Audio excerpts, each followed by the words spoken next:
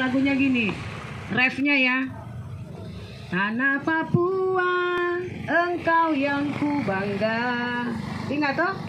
Di timur berdiri gagah, pintu gerbangnya persada Indonesia. Itu dia lagunya. Oke. Tahun 2009 saya ada datang di Jayapura. Baru balik lagi nih 2022. Wow, lama ya. Tapi puji Tuhan, saya balik, saya dalam keadaan sehat. Walaupun kita semua bersyukur kepada Tuhan Yesus ya. Kita semua dalam keadaan sehat dan masih hidup. Karena 2 tahun, 3 tahun berjalan itu, dari tahun 2020, 2021 dan 2022 ini kan masih ada COVID ya. Tapi kita masih diizinkan hidup oleh Tuhan Yesus. Terima kasih kepada Tuhan Yesus tentunya. Nah, kalau kita masih hidup, kita harus tahu diri. Kenapa? Karena hidup kita ini karena kasih karunia. Hidup kita ini karena anugerah. Bukan karena kekuatan kita. Amin. Banyak orang-orang artis-artis yang lagi sehat cuman karena COVID udah meninggal. Dokter pun bisa meninggal. Nah, kalau kita masih dipercayakan hidup oleh Tuhan, bukan berarti kita semua di sini nggak bisa meninggal, nggak bisa mati. Kita bisa mati, tapi masih ada tugas ternyata yang Tuhan mau percaya buat kita semua ya. Ya, di siang hari ini saya mau bersaksi tentang bagaimana Tuhan Yesus hebat. Saya mau bilang firman Tuhan bilang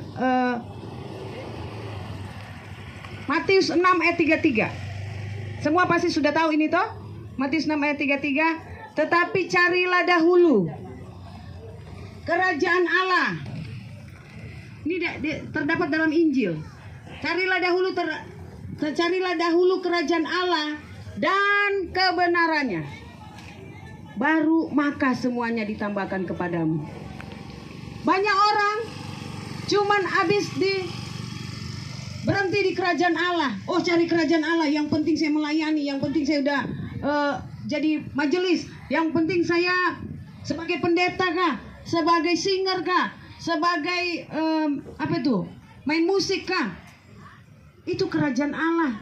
Yang penting pergi gereja, ibadah, gereja di pasar, gereja di bangunan gereja. Oh, yang penting itu. Nggak cukup. Harus kerajaan Allah dan kebenarannya. Amin. Nah, banyak orang stop di kerajaan Allah, kebenaran nggak mau. Nah, kebenaran itu siapa? Yesus. Kebenaran itu Yesus. Yohanes 14 ayat 6 bilang, Akulah jalan dan kebenaran dan hidup. Tidak ada seorang pun sampai kepada Bapa kalau tidak melalui aku. Jadi saudara pastikan ya, kita nggak akan sampai ke surga kalau tidak melalui Yesus. Jadi jangan pernah tinggalkan Yesus. Alasan apa saja jangan. Apakah karena uang, karena kekayaan, karena apalagi jabatan, karena perempuan lain, terus kita tinggalin Yesus. Jangan.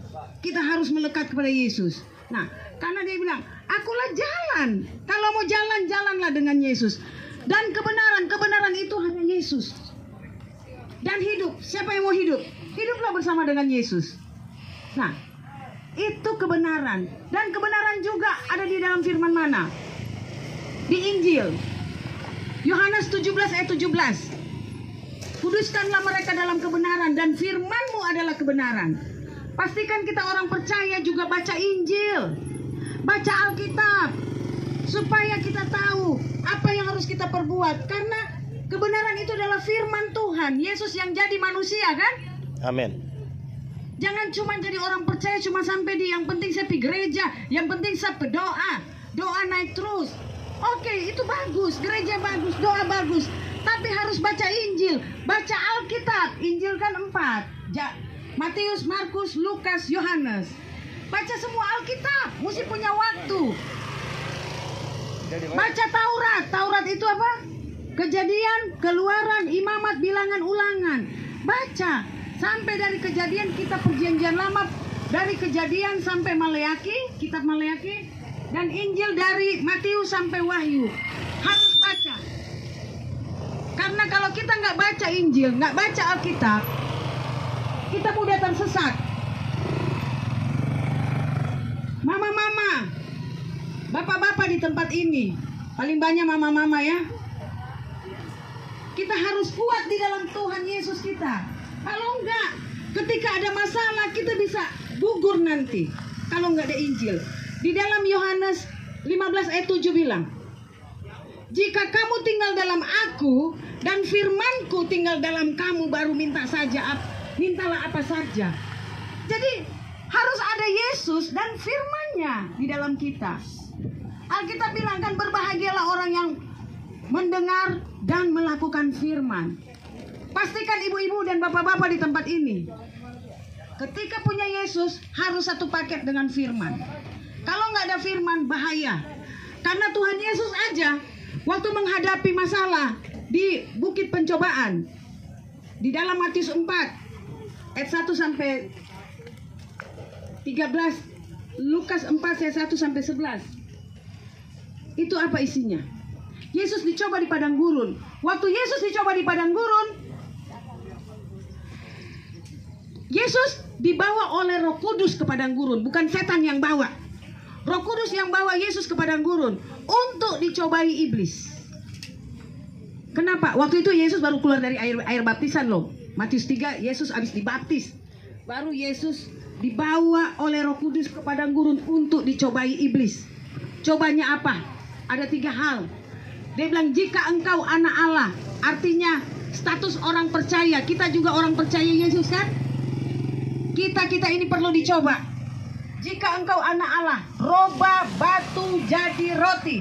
Oh, bisa sekali Yesus mau coba batu jadi roti. Karena Tuhan Yesus itu dia Tuhan yang jadi manusia turun ke dunia kan, untuk menyelamatkan kita.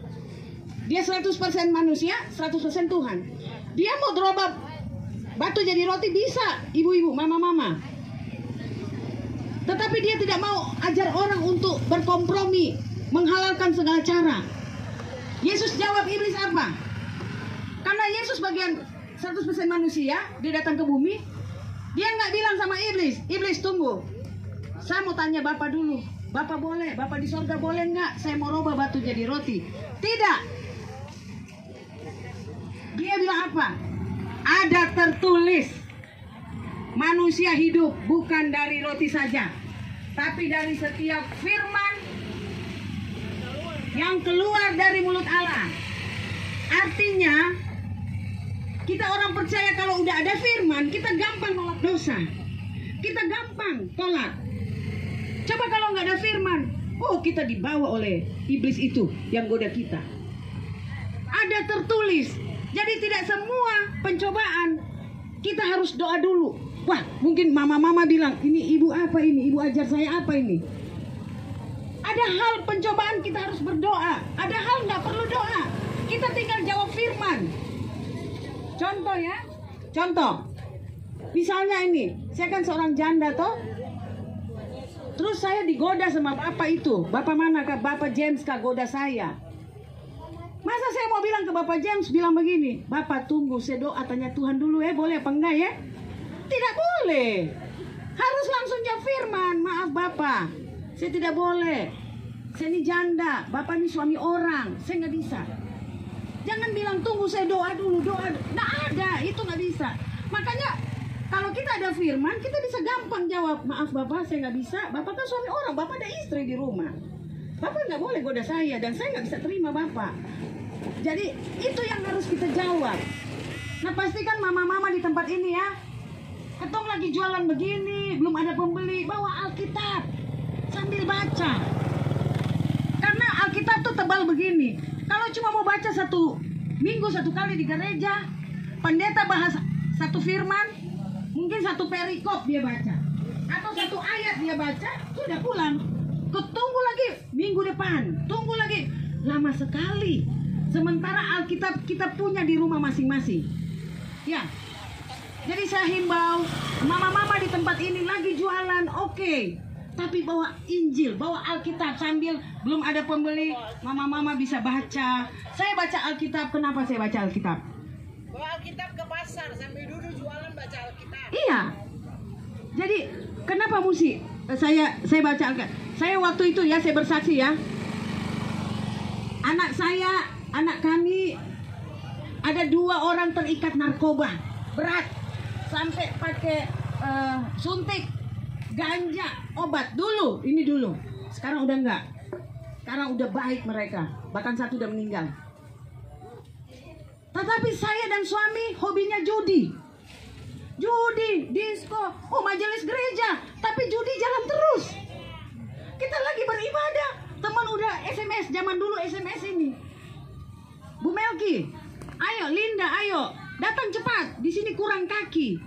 Main kartu remi yoker. Di Papua nggak hobi remi yoker ya? Tidak ya? Oh, hobi juga. Nah, singkat cerita lagi, apakah pantas kita seorang majelis seperti begitu? Itu karena kami masih buta. Walaupun kami cuma agama Kristen, hidup mengenal Kristus tidak. Jadi seperti begini saudara, kita cuma sampai orang percaya Yesus Tuhan, bertobat tidak, mengenal tidak. Sementara di Alkitab bilang harus percaya Yesus, bertobat dan mengenal. Namanya mengenal, baku cari toh. Kalau mengenal saling cari. Saya jadi tahu mama punya hobi apa, karena kita baku cari terus. Nah, supaya kita tahu apa janji-janji Tuhan.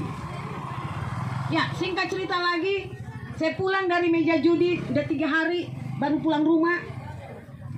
Suami saya lagi pergi menyanyi, saya pulang ke rumah. Dapat laporan bahwa anak-anak kami sudah jual barang-barang di rumah. Komputer, printer, pokoknya barang-barang yang bisa jadi duit dia jual. Karena sakau tuh mau cari, mesti diisi toh. Saya di kamar sendiri. Saya bilang begini, aduh, sampai kapan rumah tangga saya begini? Kenapa yang bahagia itu cuma saya dan suami? Kok anak-anak nggak bahagia? Saya bilang gitu. Kenapa cuma saya dan suami? Tiba-tiba saya dengar suara di dalam kamar. Saya belum ngerti itu bahwa itu suara Roh Kudus, suara Tuhan. Belum, karena saya belum bergaul dengan Tuhan secara pribadi. Saya dengar suara itu bilang begini, ya bagaimana anak-anak mau berubah? Kalian nggak berubah. Bagaimana anak-anak mau bertobat?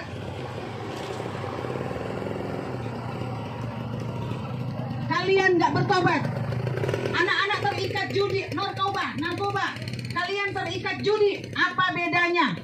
Wih, singkat cerita aja, saya dengar suara itu 3 kali. Saya periksa di kamar mandi nggak ada orang, kamar berganti nggak ada orang, di balik gorden nggak ada orang, di lamari nggak ada orang, cuma ada saya di situ.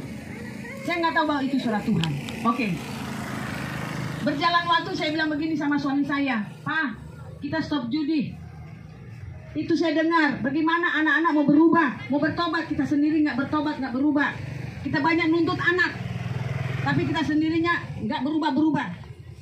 Stop judi. Singkat cerita, tadinya suami saya nggak mau, akhirnya dia mau. Stop bersama. Waktu stop, saya bilang begini, namanya belum libatin Tuhan ya. Saya bilang begini, Pak, kita stop judi ini. Kalau anak stop narkoba ya kita stop beneran, sungguh-sungguh. Tapi kalau enggak kita judi aja lagi. Aduh, itu pemahaman yang salah. Tapi Tuhan Yesus izinkan saya masuk di level itu. Dan Tuhan luruskan motivasi saya. Itu di Januari tahun 2000. Motivasi saya diluruskan di bulan Januari, Februari, Maret, April tahun 2000. Saya lagi gereja Paskah. Ada kalau di gereja kami itu ada drama jalan salib, Yesus pikul salib di Paskah. Selesai drama itu, pendeta mau khotbah, pendeta bilang begini, apakah balasanmu? Yesus sudah mati buat kita. Dia udah ampuni dosa kita. Tuhan Yesus udah pindahkan kita dari hidup dari gelap, artinya hidup dalam dosa, dipindahkan kepada terang yang ajaib. Yang tadinya kita nggak berharga, dibuat jadi berharga. Yang tadinya kita orang yang harus disalibkan, dia yang ganti. Dia yang disalibkan di kayu salib. Yang tadinya kita orang yang terkutuk, dia gantikan di kayu salib. Dia yang terkutuk, kita enggak. Yang tadinya kita hamba dosa, dia pindahkan kita ke hamba kebenaran. Pertanyaannya pendeta itu, apakah balasan kita? Kita mau balas apa kepada Tuhan Yesus? Wow saudara, Pendeta khotbah dari pertama sampai akhir, dari istilahnya dari A sampai Z. Saya lihat pendeta khotbah, tetapi lihat ada suara berbicara di kuping saya. Nah, saya tahu itu Roh Kudus. Waktu di kamar saya nggak tahu itu Roh Kudus. Berbicara begini suara itu. Saya nengok di sebelah kanan, ibu, kan kursi panjang tuh. Saya lihat sebelah kanan, nggak ada orang bicara sama saya. Sebelah kiri nggak ada, sebelah belakang nggak ada, sebelah depan nggak ada. Bicaranya apa? Dia bilang begini, Linda, kalau kamu susah berpanjangan, kamu sakit, kamu habis-habisan, kamu nggak bisa nolong diri kamu sendiri. Tapi ada orang-orang tertentu yang bisa nolong kamu. Dia tolong kamu sampai kamu tertolong. Masa kamu kurang ngajar sama orang itu? Pasti kamu akan baik kan sama orang itu toh? Iya toh? Mama betul toh? Kalau mama susu tolong saya, saya kurang ngajar, saya nggak tahu diri. Nah, dia bilang, kalau kamu udah ditolong, masa kamu kurang ngajar? Pasti kamu ingin balas budi. Paling nggak kamu jaga hubungan, kamu berdoa buat orang itu. Kamu udah punya uang, kamu balas. Kamu belum punya uang, kamu balas dengan tenaga supaya orang itu senang karena sudah tolong toh. Kalau pakai uang, balas dengan uang. Mungkin orang itu bilang, simpan saja uangmu, Linda. Kita nggak tahu kan dunia ini berjalan. Mungkin suatu saat, misalnya Bapak tolong saya. Suatu saat Bapak susah. Bapak bu anak-anak susah bisa sekolah. Saya udah diberkati Tuhan secara ekonomi, rohani diberkati, ekonomi diberkati. Saya bisa bantu Bapak. Saya bilang, sini anak-anak. Dulu papa mama kamu tolong saya. Itu balas budi. Terus suara itu bilang begini, saudara. Aku itu manusia yang tolong kamu nggak selamatin surga kamu bisa tahu diri. Aku Yesus Tuhan yang turun ke dunia ini menyelamatkan kamu, Linda, dan semua orang. Dan aku buktikan mati di kayu salib untuk menyelamatkan, mengampuni dosa semua orang, termasuk dosa kamu. Tapi mana kamu nggak tahu diri, kamu nggak anggap, kamu cuek. Tunggu ada kendaraan. Inilah kalau khotbah di pasar, di jalanan umum. Kamu cuek, bilangnya. Kamu nggak hargain salib. Kamu nggak hargain saya mati di kayu salib. Wow, saudara. Saat itu juga ada selubung yang terlepas dalam muka saya. Ada selubung yang terlepas dalam muka saya. Dan saya bisa sadar bahwa wah, kita kok kurang ajar ya. Kita kan beragama percaya Yesus Kristus Tuhan. Agama Kristen yang percaya Yesus Kristus adalah Tuhan dan Juru Selamat kita. Agama lain kan nggak percaya ya. Kalau kita percaya, kok hidup saya ngawur, kok hidup saya kacau, hidup saya main-main. Itu saya sadar itu. Saya menangis penyesalan. Kok saya kurang ajar sama Tuhan Yesus saya. Nah, nangis yang kedua, saya bersyukur bahwa akhirnya saya ngerti arti salib sebenarnya. Arti salib. Saya bersyukur. Salib itu bukan sekedar gambaran orang Kristen doang. Wah, itu salib. Kita yang harus tadinya mau calon-calon neraka, Tuhan Yesus datang di kayu salib untuk membebaskan kita daripada neraka. Nah, itu yang saya dapat. Dan saya ambil keputusan. Saya bilang, oh pantas orang suka bilang, kamu harus undang Yesus masuk. Terima Tuhan. Tuhan Yesus masuk dalam hidupku. Engkau jadi Tuhan dan Juru Selamatku. Engkau Tuhan Yesus. Engkau Tuhan dan ajar aku. Dan aku mengampuni, aku minta ampun dosa. Wih, saya langsung minta ampun dosa. Tuhan Yesus, saya terima Engkau sebagai Tuhan dan Juru Selamat. Masuk dalam hidupku. Aku memang Kristen dari dulu. Tapi aku belum lahir baru. Aku belum kenal Engkau. Sekarang saya mau kenal Engkau, Tuhan Yesus. Aku undang Kau masuk dalam hidupku. Engkau Tuhan dan Juru Selamat dalam hidupku. Ajar aku, Tuhan Yesus. Ajar saya, Tuhan Yesus. Dan saya minta ampun dosa. Waduh, saya mengaku dosa. Dosa saya ini. Dan saya lega. Saya punya damai sejahtera, sukacita. Nah, itu yang saya sampai sekarang berdiri di tempat ini itu tahun 2000 kan? Tahun 2000. 20 tahun lalu berarti. Saya dulunya begini ya, lihat saudara. Saya dulu hidupnya di dalam gelap. Dalam gelap artinya begini. Dulu hidup tanpa tujuan hidup. Saya ibaratkan begini. Oh, di sini punya suami terkenal, ganteng, penyanyi, banyak duitnya lagi di sini. Tapi nggak ada tujuan hidup masuk surga, enggak. Makanya di sini jadi majelis, tapi judi-judi, disko-disko, hura-hura, kacau-kacau di sini, jalur ini. Tetapi setelah tadi saya udah bertobat tadi, balik badan dong. Habis bertobat, karena saya udah punya tujuan hidup. Tujuan hidup kita diciptakan serupa dengan segambar dengan Yesus, toh? Firman penting, firman Tuhan penting, Injil penting, Taurat penting, Injil penting. Sorga penting, hidup kekal penting di jalur ini. Kalau saya langsung bertobat, habis bertobat langsung mati. Oh, saya punya sorga yang jelas. Saya ada sorga. Tapi ini kan belum mati-mati. Dan nggak mungkin saya hidup lagi di jalur ini. Kacau. Nggak mungkin. Saya mau di sini. Nah, di jalur ini saya mulai latih hidup saya yang tadinya nggak tahu baca Alkitab. Mulai belajar baca Alkitab. Nggak tahu berdoa. Mulai belajar berdoa. Nggak tahu beribadah. Beribadah biasanya di jalur ini cuma Natal, Tahun Baru, baptisan, ada pesta, sarani di sini. Begitu udah bertobat berbalik, aduh tiap hari saya cari firman. Saya cari firman ibu-ibu, mama-mama di sini. Oh, di sini bukannya nggak ada masalah, banyak masalah. Tapi karena saya tahu tujuan hidup saya harus kekal, hidup kekal. Ketika ada masalah, saya nggak mau putus asa. Saya nggak mau menghalalkan segala cara. Saya akan cakap menanggung segala perkara bersama Yesus. Saya buka Alkitab di sini. Dapat jawaban. Di sini banyak air mata, tapi banyak bahagia juga. Nah, ini yang saya bisa berbagi dengan mama-mama di tempat ini, di pasar ini. Ibu-ibu, biarlah kesaksian dan firman yang disampaikan menjadi tempat bagi mama-mama ya. Jangan takut, bersama Yesus banyak jalan keluar. Jangan takut, jangan cuma berpikir, aduh, hidup beta cuma begini terus. Kita saling melengkapi.